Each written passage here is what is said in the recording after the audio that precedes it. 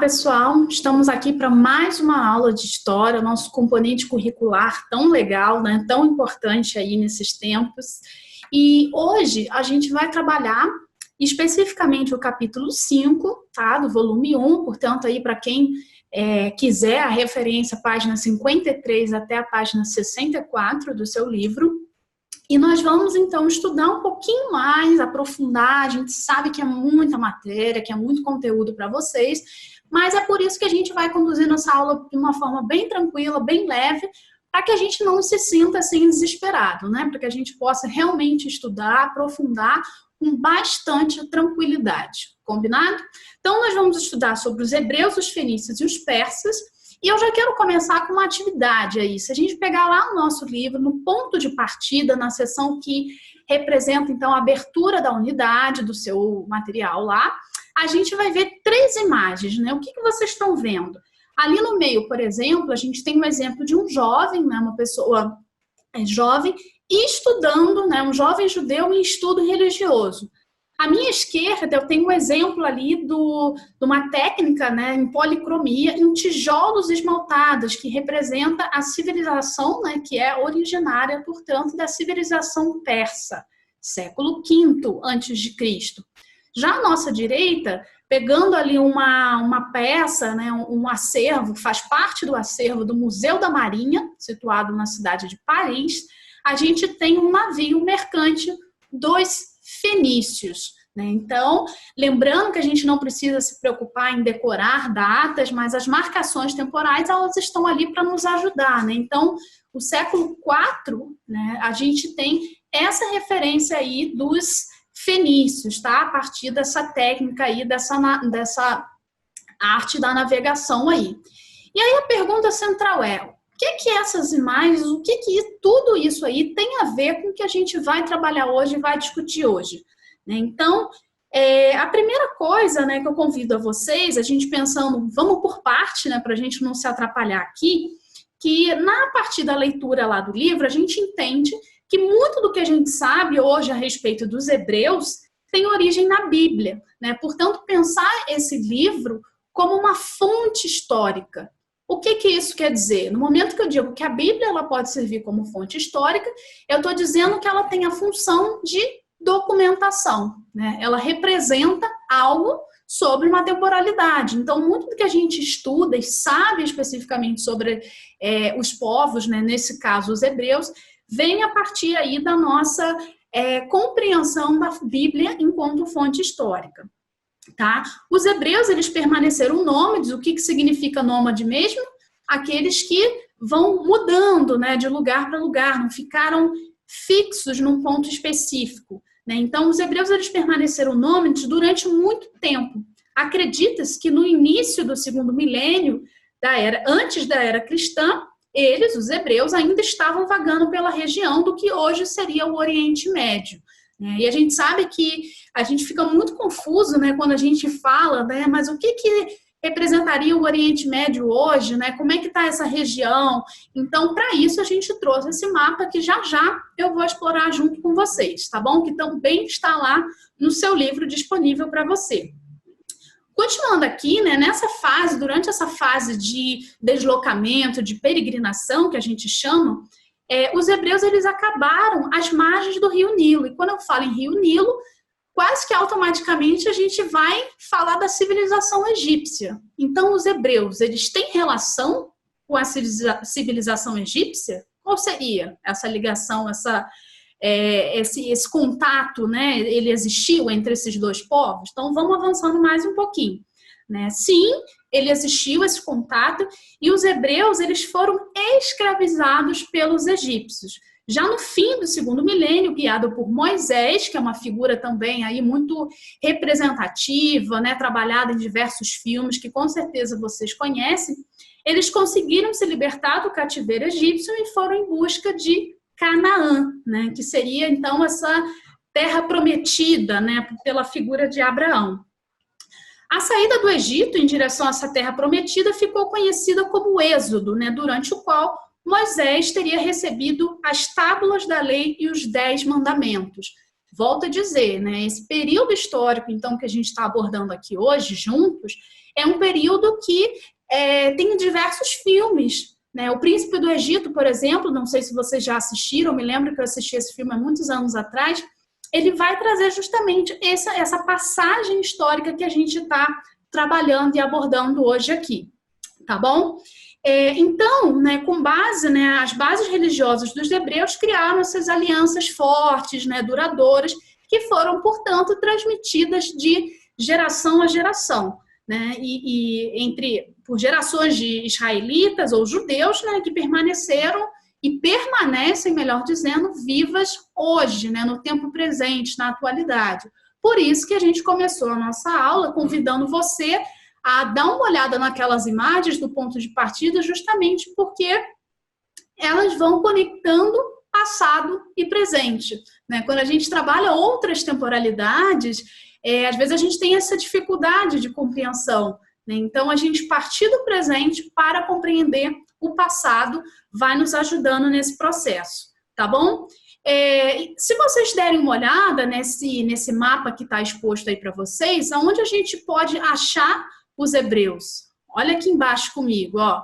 Hebreus, aqui pertinho do Mar Mediterrâneo, o Mar Vermelho aqui embaixo, os fenícios, que vamos estudar nas sequências, e à nossa direita a gente enxerga, então, os persas, tá? Essas três civilizações aí igualmente importantes que a gente está pensando junto aqui. Por falar em fonte histórica, por falar em documentação, no material de vocês também, né, velho conhecido nosso aqui, a gente tem explicando em mais detalhes, a partir da imagem, a partir do texto, quais seriam esses 10 mandamentos aí relacionados à figura histórica de Moisés, né? Então, não terás outro Deus, não farás para ti imagem de escultura, não tomarás o nome do Senhor em vão, né? Santifica o dia de sábado, honra teu pai e tua mãe, não matarás, não cometerás adultério. Número 8, não furtarás. 9, não dirás falso testemunho. E o 10º ali, não cobiçarás, tá? Então, pessoal, a intenção de trazer esse documento, que depois lá na seção Conexões, vocês também podem explorar mais a fundo tudo que a gente está trabalhando, é que a gente compreenda historicamente esse processo, ok? E em relação aos fenícios, né? O que a gente teria para dizer em relação aos fenícios? Os fenícios, né, eu vou voltar ali no mapa para que a gente fixe aqui, né, possa compreender geograficamente, espacialmente, aonde eles estão situados. Os fenícios, então, pode-se dizer que eles construíram uma civilização bastante diferente. Como assim diferente? Diferente em que sentido, né, das outras que a gente estudou? Porque eles não chegaram a formar um grande império. Eles não tinham uma religião específica que promovesse essa ideia de uma unificação cultural, né? Eles não construíram grandes templos que resistiram ao tempo e nem de grandes rios esse povo, né, os fenícios, se beneficiaram. Isso quer dizer que eles não têm relevância do ponto de vista histórico? Claro que não. Claro que eles têm relevância, né? As cidades fenícias, elas estavam organizadas ou agrupadas em confederações, e durante a maior parte de sua história ficou, então, sob o domínio de povos estrangeiros, ok? Ou melhor, né, eles pagavam tributo às potências estrangeiras em troca de quê? Em troca de segurança e em troca de tranquilidade, tá? No último milênio, só para situar aí temporalmente, mais uma vez a vocês, né, no último milênio antes da era cristã, os fenícios, eles conseguiram expandir seu território, expandir seus domínios por uma vasta extensão ao longo do Mar Mediterrâneo. Volta para o mapa aqui, onde a gente está situando o Mar Mediterrâneo. Aqui, à nossa esquerda, né? Projetado aí para vocês os fenícios aqui nessa parte do mapa e à esquerda situado aqui o Mar Mediterrâneo, ok? Ressalta-se, porém, que não foi um domínio político, mas um domínio econômico extremamente original, né? E aí eu lanço mais uma perguntinha, aproveitar o nosso bate-papo aqui, né, uma conversa com vocês, se vocês sabiam que foi no comércio que os fenícios se destacaram, né? E aí como é que a gente visualiza isso, né? Ali no seu material, A gente pode ver uma foto, se vocês observarem bem, aqui em cima é uma moeda fenícia, um acervo, né, que faz parte lá do Museu Nacional do Líbano, em Beirute, e vocês podem ver que essa moeda, né, ali está a legenda para vocês, ó, Gabinete de Medalhas, Biblioteca Nacional de Paris, e a explicação aqui à nossa direita.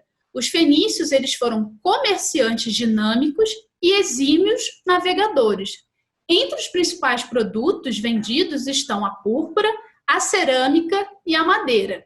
O intenso comércio realizado contribuiu para a criação de um sistema monetário, portanto, a gente começa a usar essa expressão, né, monetária, que tem a ver lá com as finanças, com o dinheiro, e de um alfabeto simplificado para facilitar os registros de seus negócios. E aí o material continua explicando, né, que o alfabeto fenício, como ele ficou conhecido, ele foi sendo de forma gradativa, né, sucessivamente adaptado e chegou a ter, no início do primeiro milênio da era cristã, 22 caracteres, né, caractere. Hoje a gente fala tanto dos caracteres aí na internet, né, dos limites de escrita que a gente tem a partir dos caracteres. Então, enfim, só para vocês fazerem essa ponte e compreenderem, né, que eles tiveram, então, no início do primeiro milênio, esse alfabeto em 22 caracteres, ok?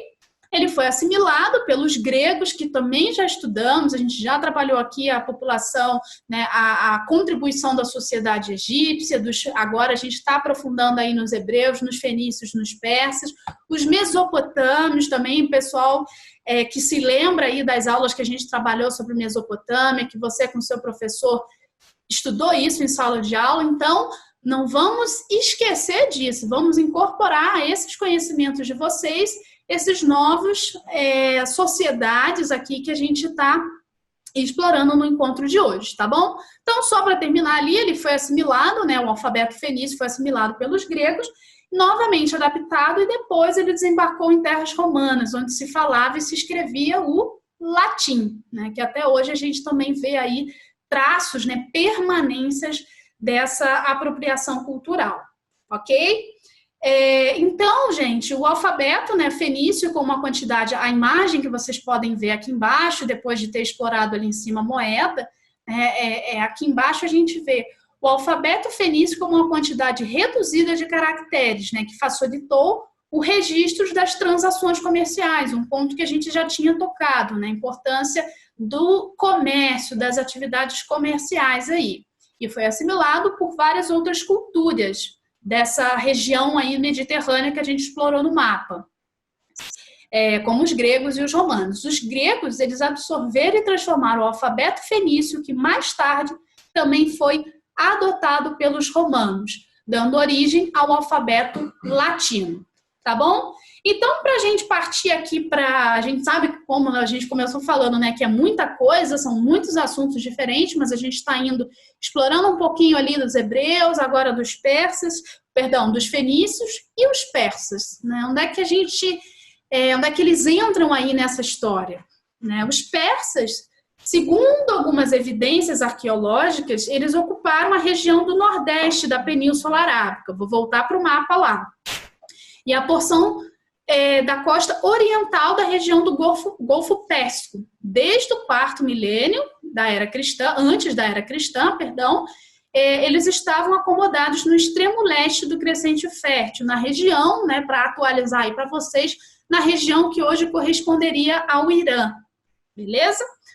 Aí eu pergunto, né, o conhecimento de geografia nos ajuda bastante para compreender isso, né? Então, vocês já ouviram falar de Ciro, né? O livro de vocês também vai explorar isso, depois de situar ali, explorar um pouquinho as imagens, explorar o mapa. A gente vai trabalhando com algumas figuras que são importantes aqui. Eu já estou caminhando aqui, avançando com vocês para ajudar vocês nisso, né? Ciro, quem foi, né, essa figura? Ciro deu início à ampliação do território sob o domínio persa, né? Apesar de grande guerreiro, ser considerado um grande guerreiro, ele era muito tolerante com os costumes e as tradições dos povos conquistados.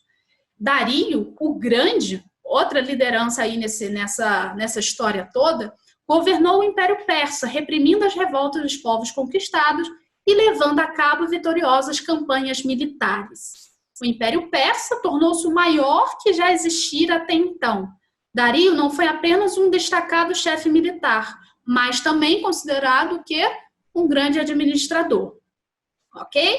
Então aí, galera, tudo isso que a gente está falando, é claro que depois você lendo com mais calma, você tirando dúvidas com o seu professor, você aprofundando nesses estudos, mas um outro aspecto que a gente não pode deixar de falar é uma expressão, né, é um conceito, é uma ideia das chamadas guerras médicas. Né? O que é isso? O que isso tem a ver com o que a gente está conversando?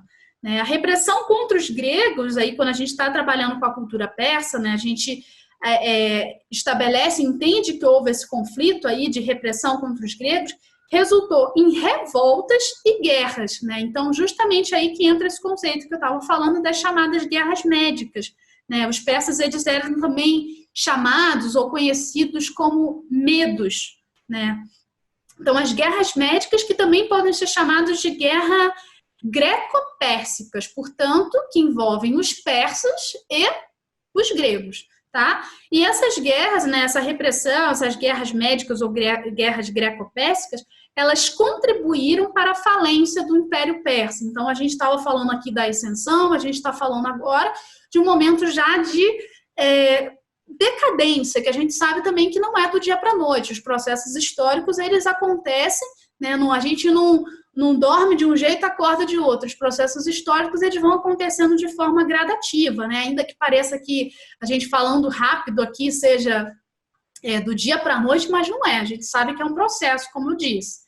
Então, essas guerras médicas ou guerras greco-pérsicas, elas teriam contribuído para a falência do Império Persa, abrindo caminho para as conquistas dos macedônicos, liderado por nada mais, nada menos que Alexandre o Grande, também com certeza aí conhecido de vocês.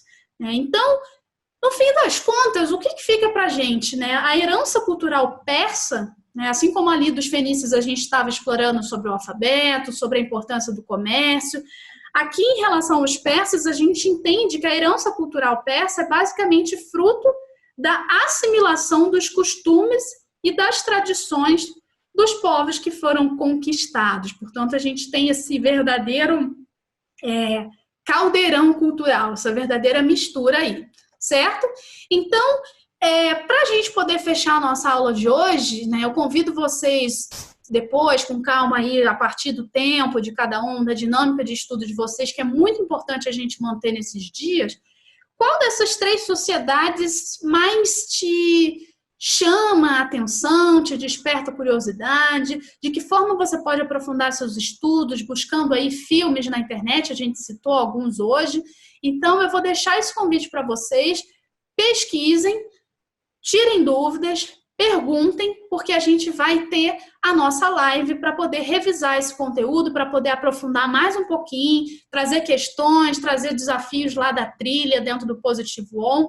Então, fica o meu convite para vocês aprofundarem, lerem, relerem e estudarem junto com a gente aí, tá bom? Até a próxima!